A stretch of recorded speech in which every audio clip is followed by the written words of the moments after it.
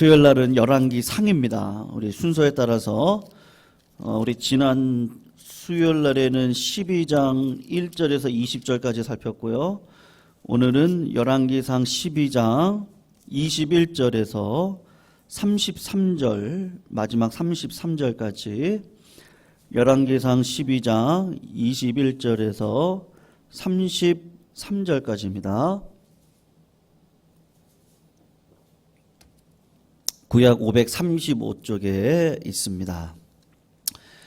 열왕기상 12장 21절에서 33절 우리 같이 교독으로 읽고 마지막 33절 같이 읽습니다. 21절 제가 먼저 읽겠습니다.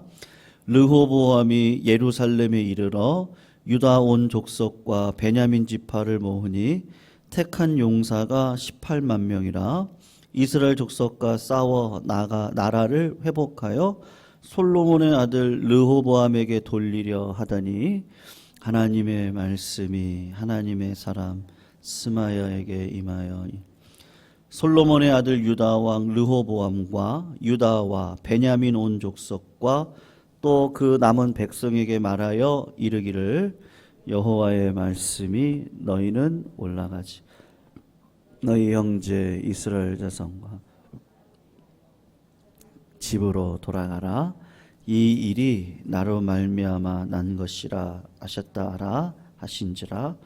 그들이 여호와의 말씀을 듣고 그 말씀을 따라 돌아가더라. 여로보암이 에브라임 산지에 세겜을 건축하고 거기서 살며 또 거기서 나가서 분우회를 건축하고 그의 마음에 스스로 이르기를 나라가 이제 다윗의 집으로 돌아가리로다. 만일 이 백성이 예루살렘에 있는 여호와의 성전에 제사를 드리고자 하여 올라가면 이 백성의 마음이 유다 왕된 그들의 주 르호보암에게로 돌아가서 나를 죽이고 유다의 왕 르호보암에게로 돌아가리로다 하고 이에 계획하고 두 금송아지를 만들고 무리에게 말하기를 너희가 다시는 예루살렘에 올라갈 것이 없도다.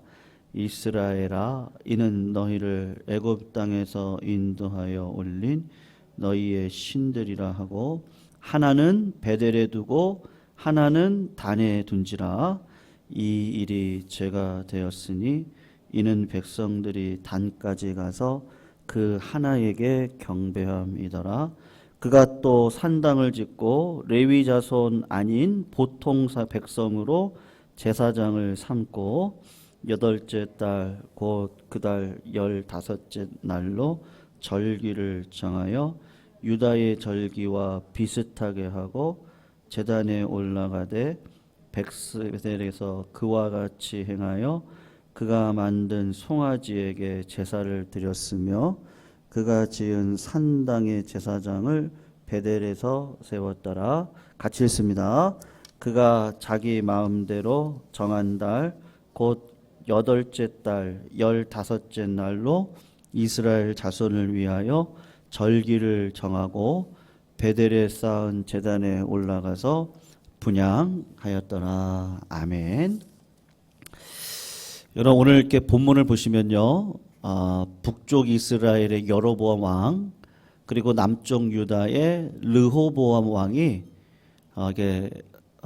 사역 그러니까 왕의 초기 시절에 어떻게 행했는지에 대해서 이야기를 하고 있는데 두 사람의 공통점이 있는데 그게 무엇이냐 하면 자기 왕의 자리를 지키기 위해서 수단 방법을 가르지 아니했던 그런 왕의 모습을 보여주고 있습니다.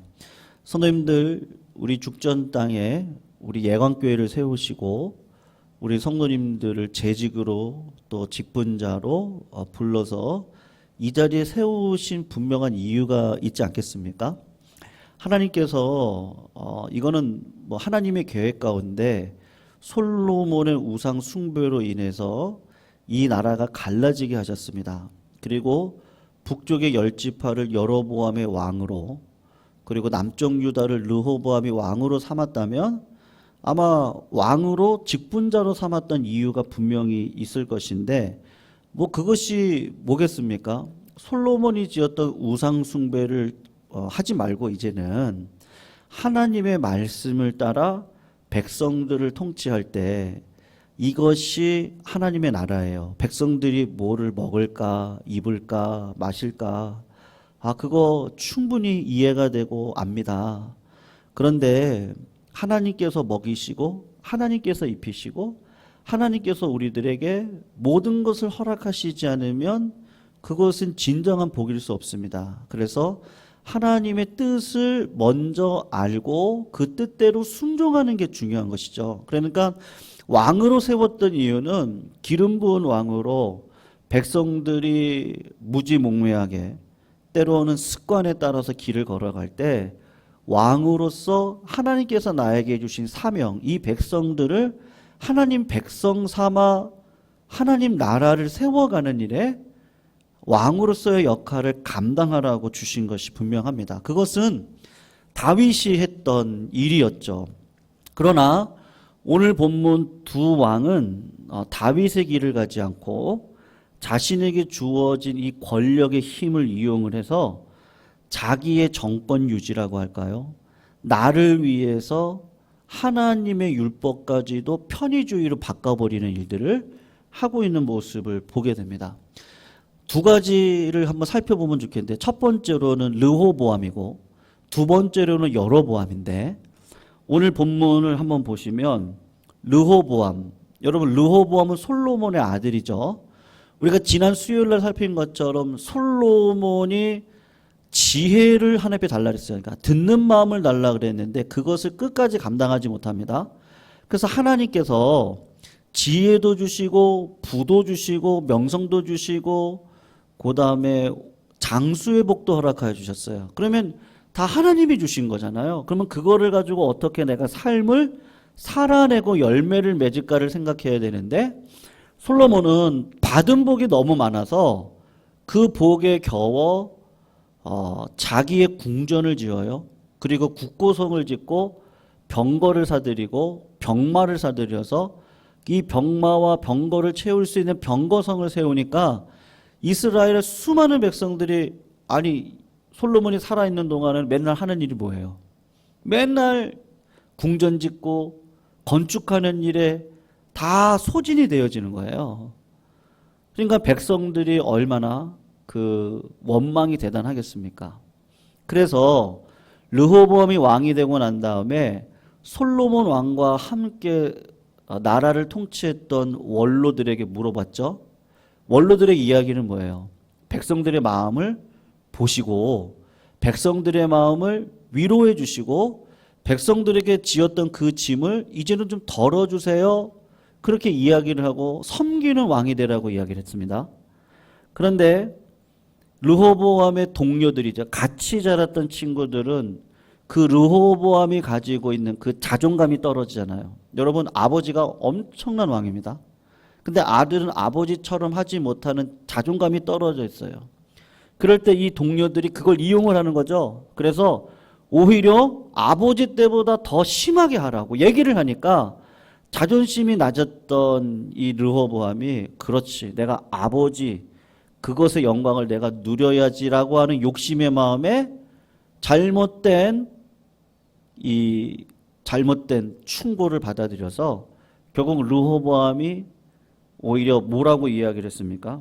내 아버지는요, 너희들을 채찍으로 징계를 했는데 나는 정갈 채찍으로 너희를 징계할 것이다. 내 새끼손가락이 아버지의 허리보다 강하다. 이런 교만한 말을 하고 맙니다. 여러분, 그럴 때 백성들의 마음은 그냥 되돌아설 수밖에 없는 것이죠. 그런데도 불구하고 오늘 본문을 보시면요, 르호보암 왕이 누구를 파견을 합니까?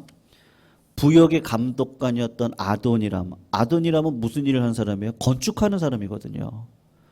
그러니까 아버지가 건축했고 백성들이 그렇게 지긋지긋하게 생각했는데 아들은 또 아도니람이라고 하는 이 부역관, 감독관을 보내가지고 또 건축을 하려고 하니까 백성들이 막 화가 난 거예요. 그래서 백성들이 아도니람을 돌로 쳐서 죽이고 왕까지 죽이려고 했습니다. 여러분 그럴 때 르호보암의 반응이 뭔지 아십니까? 군사 18만 명을 세워가지고 이스라엘 백성들하고 전쟁을 하려고 합니다. 동족 사륙 전쟁을 하려고 할 때 오늘 보면 24절 우리 같이 한번 읽어볼게요. 스마야 선지자를 하나님이 보내셔가지고 뭐라고 이야기를 하시는지 한번 읽어보겠습니다. 한번 읽습니다. 시작.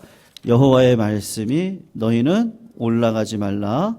너희의 형제 이스라엘 자손과 싸우지 말고 각기 집으로 돌아가라. 이 일이 나로 말미암아 난 것이라 하신지라. 그들이 여호와의 말씀을 듣고 그 말씀을 따라 돌아갔더라. 여러분 지금 나라를 분열시킨 분이 누구세요? 하나님이에요. 근데 그 분열시킨 장본인의 원인은 누구에게 있어요? 솔로몬에게 있었어요. 솔로몬이 우상 숭배를 하고 그것으로 인해 나라가 분열되어지고 최종적으로는 두 나라가 다 멸망하게 됩니다. 하나님께서 죄악에 대한 대가, 우리가 자꾸 착각하는데요. 죄의 무서움이 무엇이죠? 아무리 믿는 신자라고 할지라도 그 죄를 지면 죄에 대한 대가를 하나님께서 반드시 치르도록 하시는 것이 하나님의 은혜입니다. 회개라고 하는 것이 그냥 하나님 잘못했어요. 그냥 울고 그리고 되돌아서지 않았다고 생각을 해보세요. 후회는 하는 거예요. 근데 되돌아서지 않았다고 생각을, 그건 회개가 아니죠. 하나님께서는 믿는 자라고 할지라도 그것에 대한 대가를 치르도록 우리들의 삶을 끌어가시면서 우리를 성숙의 자리까지 끌고 가십니다. 그러니까 솔로몬이 지었던 이 죄는 감당해야 될 죄예요. 그러니까 아들 르호보암 때 나라가 갈라지게 한 것이고 그것은 인간의 죄악으로 인한 하나님의 심판이었어요. 그러면 르호보암은 어떻게 생각을 해야 됩니까? 아, 이거는 우리 아버지의 죄악부터 왔던 죄에 대한 심판이구나. 그렇게 생각을 하면 되는데 우리는 꼭 어떤 본능이 있습니까? 꼭 남의 탓을 해요. 남의 탓을. 이스라엘 백성들 1세대가 출애굽하고 광야길을 걸어가면서 그 이스라엘 백성들이 가나안 땅에 들어가지 못했던 이유는 뭐죠? 충분히 감사할 일이 많이 있었거든요.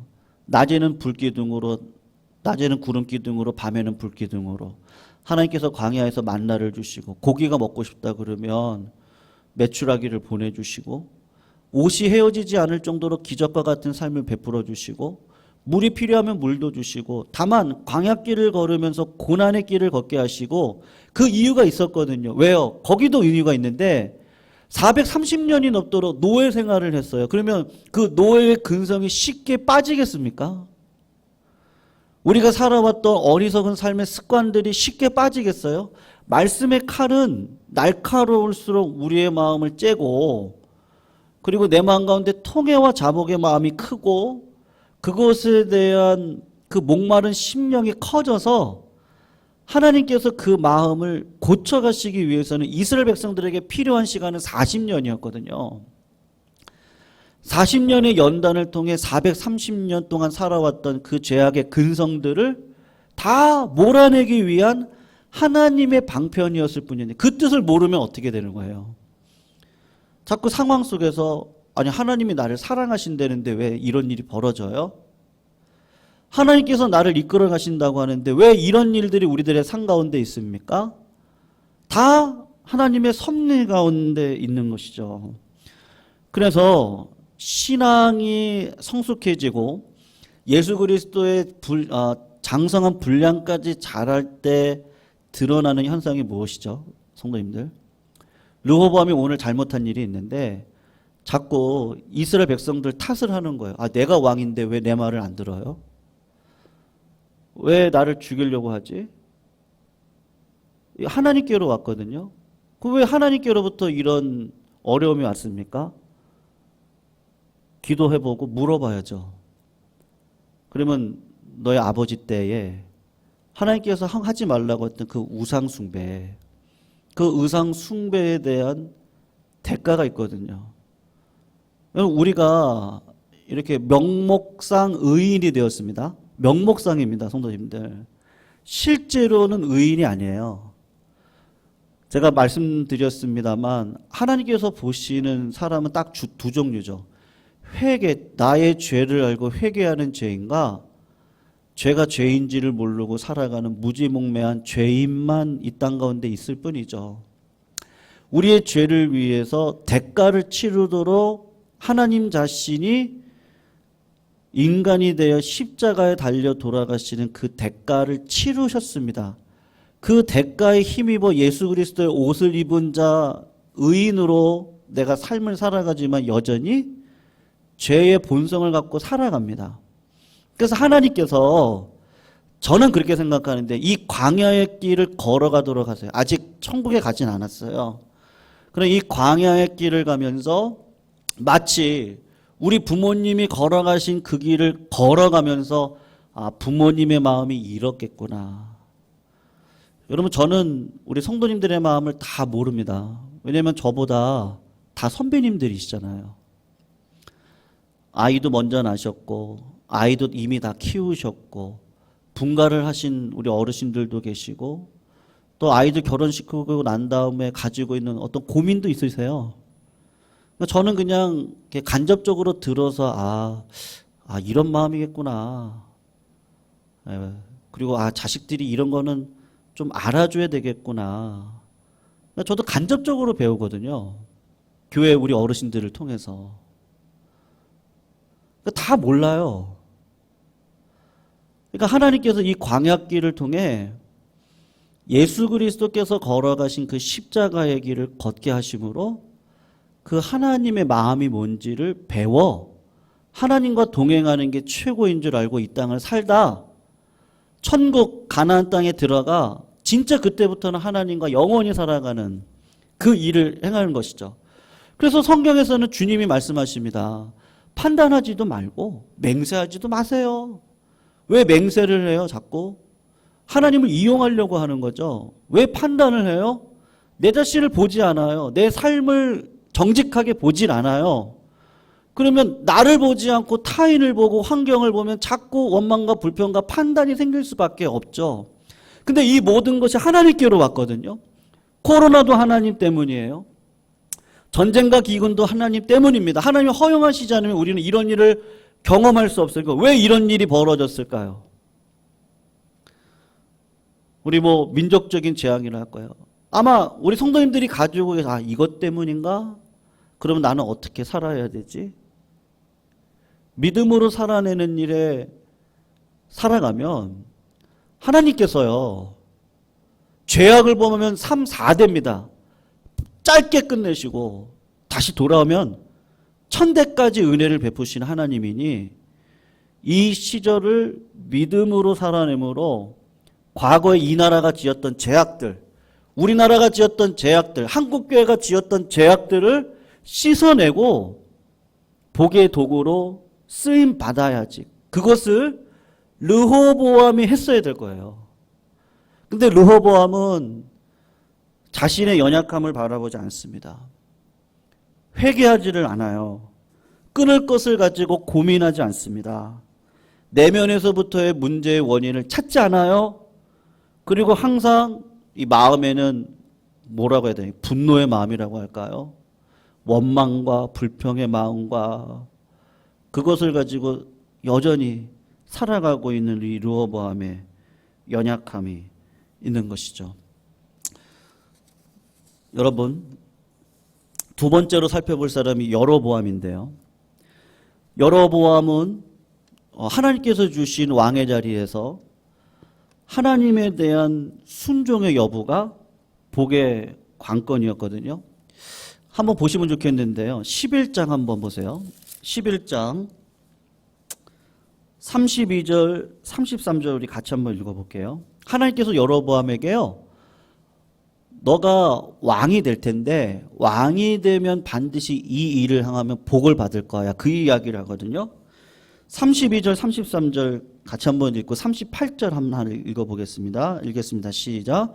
오직 내 종 다윗을 위하고 이스라엘 모든 지파 중에서 택한 성읍 예루살렘을 위하여 한 지파를 솔로몬에게 주리니 이는 그들이 나를 버리고 시돈 사람의 여신 아스다롯과 모압의 신 그모스와 암몬 자손의 신 밀곰을 경배하며 그의 아버지 다윗의 행한 같이 아니하여 내 길로 행하지 아니하며 나 보기에 정직한 일과 내 법도와 내 율례를 행하지 아니함입니다. 38절 한번 읽어볼게요. 만일 내가 명령한 모든 일에 순종하고 내 길로 행하며 내 눈에 합당한 일을 하며 내 종 다윗이 행한 같이 내 율례와 명령을 지키면 내가 너와 함께 있어 내가 다윗을 위하여 세운 것 같이 너를 위하여 견고한 집을 세우고 이스라엘을 내게 주리라. 성도님, 지금 하나님이 약속하셨어요. 그냥 왕권 네 거야. 그렇게 이야기를 하셨거든요. 그리고 한 가지 조건만 달았는데 다윗의 길로만 걸어가라. 그렇게 말씀을 했습니다. 근데 여로보암이 하는 일이 뭐죠? 성도님들, 우리나라가 수도가 서울인데 이 수도방위 사령부가 있습니다. 그 수도방위 사령부에는 진지가 구축이 되어져 있고 군인들이 배치되어져 있습니다. 그리고 그것에는 뭐 미사일이 있을 수도 있고요. 또 전방부대를 가서 보면 뭐 5사단이라 그러는데 5사단, 28사단, 백골부대 다 그런 데 가면 군인들이 배치되어져 있습니다. 나라가 잘 세워지기 위해선 여러분 수도를 잘 세우고 구축을 하고 진지를 구축하고 그런 일들이 필요하지 않다? 그렇지는 않을 겁니다. 제가 미국 유학 시절에 섬겼던 교회에 한 청년이 있는데요. 지금 그 청년이 지금 폴란드로 가 있어요. 네, 왜 폴란드로 가 있느냐 하면 이제 어머니랑 지금 같이 살고 있는데요, 미국에서. 네, 뭐 미국에서 이민 생활하니까 참 힘들죠. 어렵고. 그래서 그 아들이 군인이 됐습니다. 네, 군인이 되면 뭐 집도 나오고요. 네, 살기에 참 좋아요. 미국에서는 정말로 군인 대접이 아주 진짜 끝내줍니다. 그런데 이제 거기로 갔어요. 왜 갔느냐? 우크라이나에서 이제 지금 전쟁이 벌어지니까 우선순위로 간 겁니다. 지금 거기로 갔습니다. 나라를 지키기 위해서 병력을 파송하고 뭐 그런 일들은 상식적이라는 것 우리가 분명히 압니다. 그래서 오늘 이 여로보암을 보면 예루살렘으로부터 50km 떨어져 있는 세겜에다가 수도도 만들고 그리고 그 옆에 분우엘이라고 하는 성을 방어하는 요새화를 시키고 했어요. 이렇게 할 수는 있어요. 잘한 거죠. 나라를 든든하게 해야 되는 거 해야 됩니다. 그러나 잘못한 게 뭐죠? 하나님의 말씀에 순종해서 우상 숭배를 하면 안 되거든요. 그런데 신명기 12장 13절 14절 말씀인데 제가 한번 읽어볼게요. 너는 삼가서 내게 보이는 아무 곳에서나 번제를 드리지 말고 오직 너희의 한 지파 중에 여호와께서 택하실 그곳에서 번제를 드리고 또 내가 내게 명령하는 모든 것을 거기서 행해라 그러거든요. 그러니까 번제를 드려야 되는 장소는 솔로몬이 만들었던 예루살렘 성전에서만 예배를 드려야 됩니다.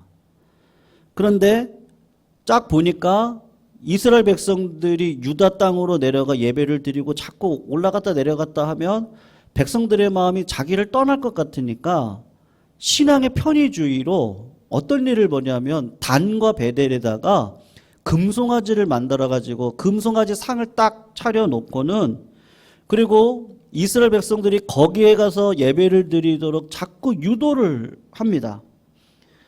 북쪽 이스라엘 백성들이 유월절, 맥주절, 장막절, 절기를 지키려면 예루살렘으로 내려가야 되는데 단과 베델에다가 예배 장소를 만들어서 거기에서 금송아지를 섬기는 일에 앞장서는 자가 누구냐면 여로보암이 그런 일을 하게 되는 것인데 왜 그렇습니까? 자기의 자리를 지키기 위한 것이죠. 그리고 어떤 일을 벌이게 됩니까? 백성들을 아닌, 그러니까 보통 백성들이죠. 보통 백성들을 갖다가 제사장으로 삼습니다. 31절 우리 본문 한번 보세요. 12장 31절 말씀을 한번 보시면 같이 한번 읽어볼게요. 읽어봅니다. 시작. 그가 또 산당들을 짓고 레위 자손이 아닌 보통 사람을 제사장으로 삼았다. 여로보암이 베델과 단의 제단을 쌓고 금송아지를 만들어서 예배드리는 것만으로도 부족해서 이 사람들이 여러분 진짜 제사장들이라고 한다면요, 레위 사람들이 한다면 뭐라고 얘기하겠습니까? 왕한테? 왕이시여 그렇게 하시면 안 됩니다. 얘기하겠죠. 그리고 예루살렘 성전에서 예배를 드리도록 하는 것이 하나님의 뜻인데 그것을 저버리는 건 우상 숭배입니다라고 이야기를 했을 거예요. 그러니까 여로보암이 볼 때 자기 말을 안 들으니까 그래? 그러면 보통 사람으로 제사장을 삼기 시작을 하는 겁니다. 성도님들, 레위인들하고 제사장들이 어떻게 했겠습니까? 그러면 역대하 11장 13절에서 15절 제가 읽어볼게요. 온 이스라엘의 제사장들과 레위 사람들이 그들의 모든 지방에서부터 르호보암에게 돌아오되 레위 사람들이 자기들의 마을들과 산업을 떠나서 유다와 예루살렘으로 이르렀으니 이는 여로보암과 그의 아들들이 그들을 해임하여 여호와께 제사장의 직분을 행하지 못하게 하고 여로보암이 여러 산당과 순년소 우상과 자기가 만든 송아지 우상을 취하여 친히 제사장들을 세웠다라고 이야기를 하고 있는 거예요.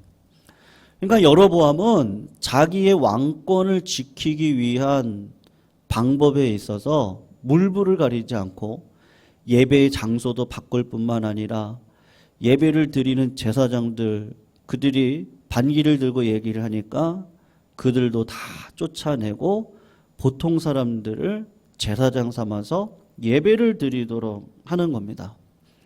그것뿐만이 아니고 또 하나의 실수를 범하는데 오늘 32절 33절도 한번 같이 한번 읽어볼게요. 32절 33절도 같이 한번 읽습니다. 시작. 여덟째 달 곧 그 달 15째 날로 절기를 정하여 유다의 절기와 비슷하게 하고 제단에 올라가되 베델에서 그와 같이 행하여 그가 만든 송아지에게 제사를 드렸으며 그가 지은 산당의 제사장을 베델에서 세웠더라. 그가 자기 마음대로 정한 달 곧 여덟째 달 15째 날로 이스라엘 자손을 위하여 절기를 정하고 베델에 쌓은 제단에 올라가서 분향하였더라. 아멘. 여러분 이스라엘의 이 절기가 있는데 정식적인 절기는 7월 1일이 나팔절 신년입니다. 그러니까 지금 우리나라 이 태양력으로 하면 10월에서 11월 달입니다. 이때가 신년의 시작이고요. 그리고 7월 15일부터 초막절을 경축을 하면서 하나님께서 나를 구원으로 이끌어 가신 것에 감사하며 우리가 신년이 되면 특별 새벽 기도회 같은 거 하잖아요. 똑같습니다. 7일 동안 광야에 나가 장막을 치고 하나님께서 나를 구원하신 은혜가 얼마나 큰지 말씀을 읽으면서 새해를 시작을 하는 게 이 7월 1일 15일 절기거든요. 그런데 그것을 한 달을 비슷하게 미뤄가지고 8월 15일로 정해놓고 이스라엘 백성들을 예배의 자리에 나아가도록 자꾸 이끌어 가는 거예요. 여러분 마귀의 특징이 뭐죠? 이단의 특징이 뭐예요? 끝단자에다가 달을 이자잖아요. 비슷한 것 같아요.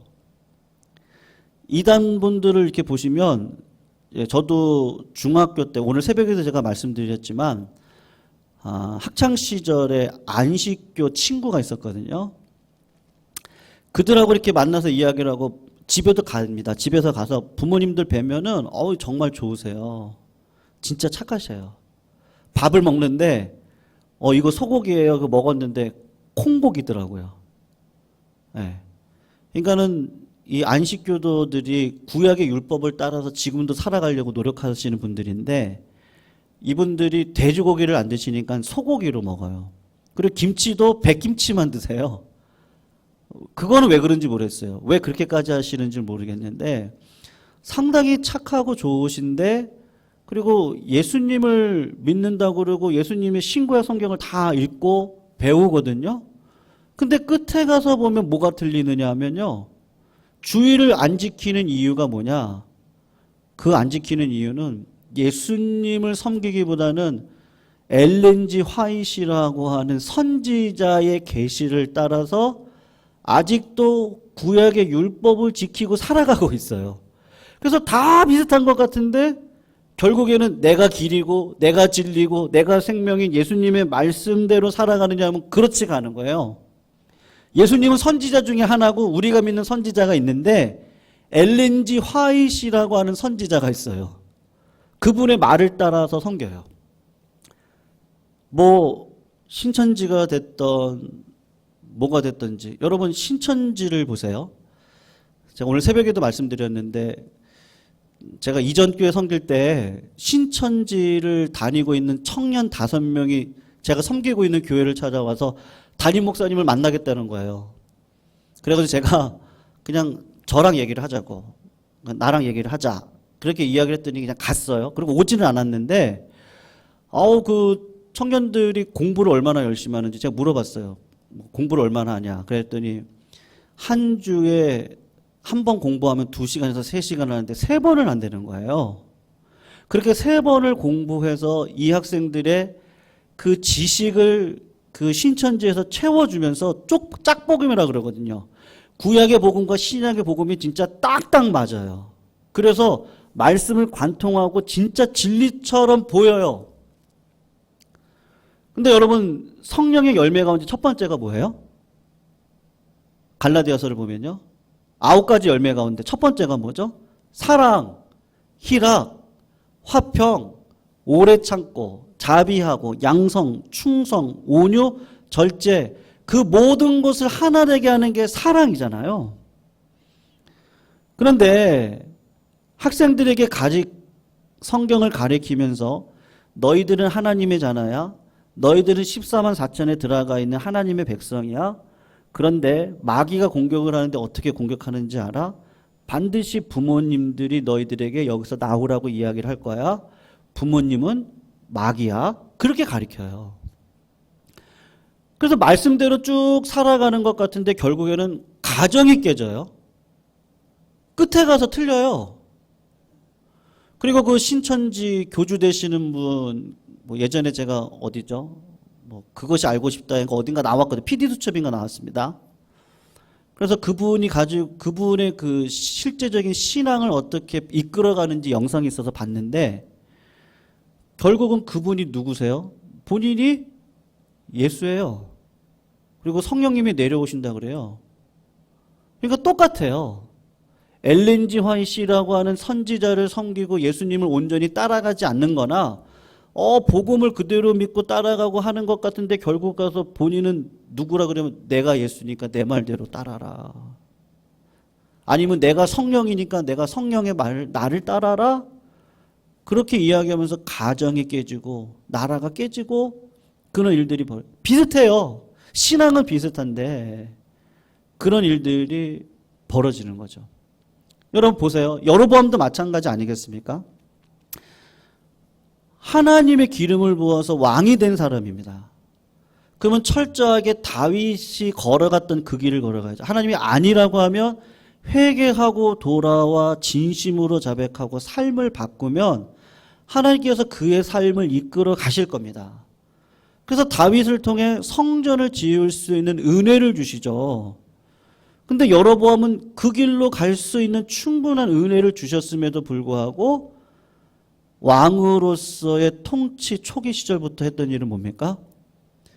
나를 위해서 백성들을 이끌어 가도록 단과 베델의 금송아지를 만들고 절기를 비슷하게 바꾸고 제사장들을 보통 사람들로 세워서 사명이 없는 자들을 세워가지고 자기 마음대로 주의 예배당과 성전을 유린하고 살아가는 그 자가 진짜 하나님의 백성이 맞겠습니까?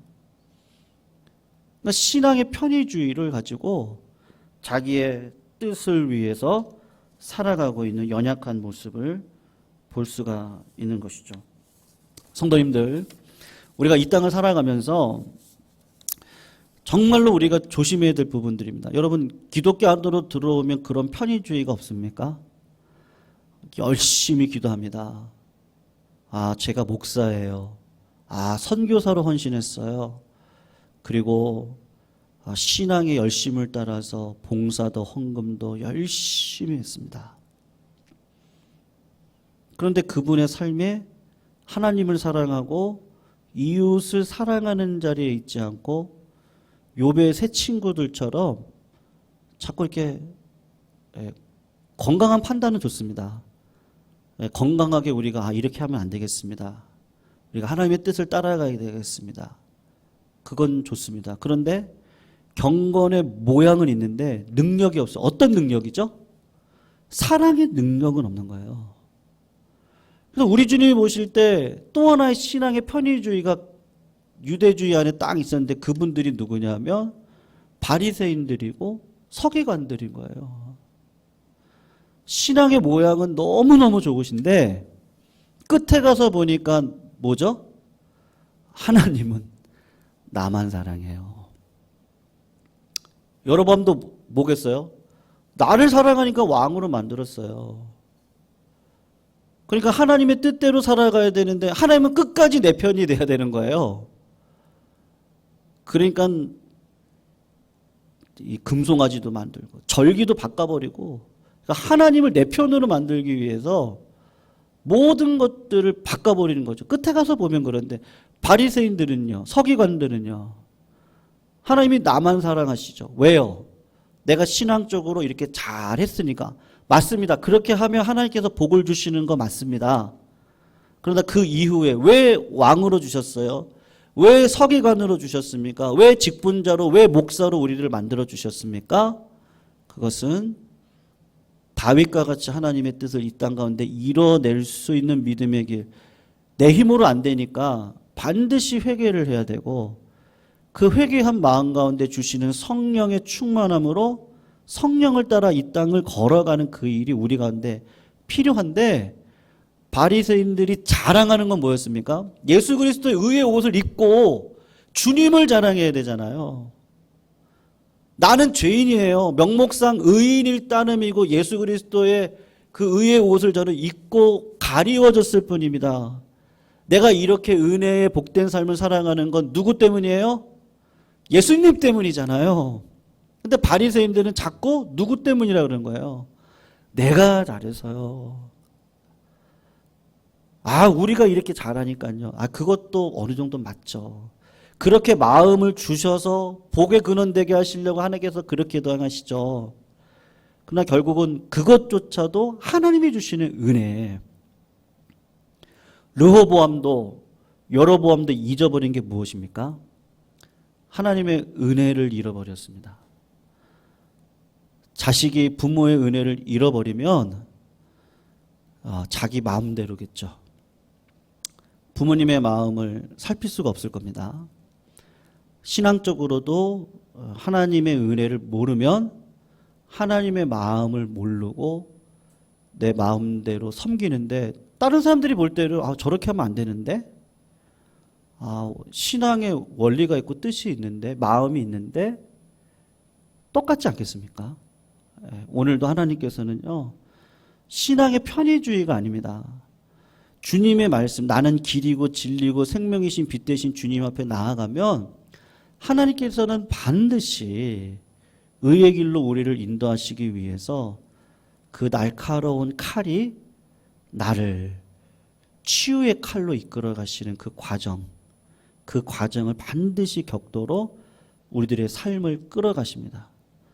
그래서 여러분 지금까지 우리들의 삶을 한번 되돌아보십시오. 저도 참 부끄러운 게 많고요.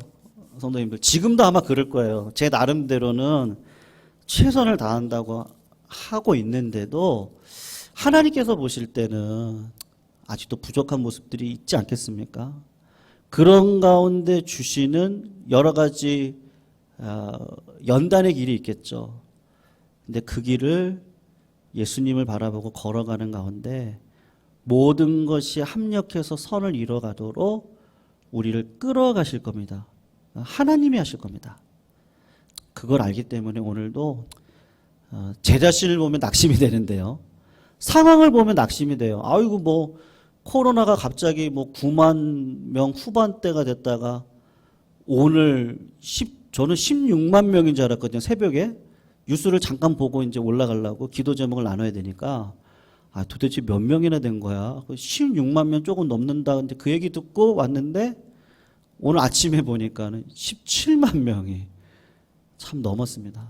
그래서 참 힘들고 어려운 우리가 그 시절을 지금 지나가야 되는 상황 속에서 결국 이것도 하나님께서 허락하신 상황이라면 환경을 바라보면 참 낙심될 수밖에 없는데 이게 하나님의 뜻이라면 그러면 나는 예수 그리스도의 길을 어떻게 닮아가야지를 다시 생각하고 오늘 하루를 내 마음대로 하나님을 해석해서 이렇게 하면 하나님께서 기뻐하실 거야가 아니고 예수님은 어떻게 생각하셨을까? 예수님은 이 시절에 어떻게 했지?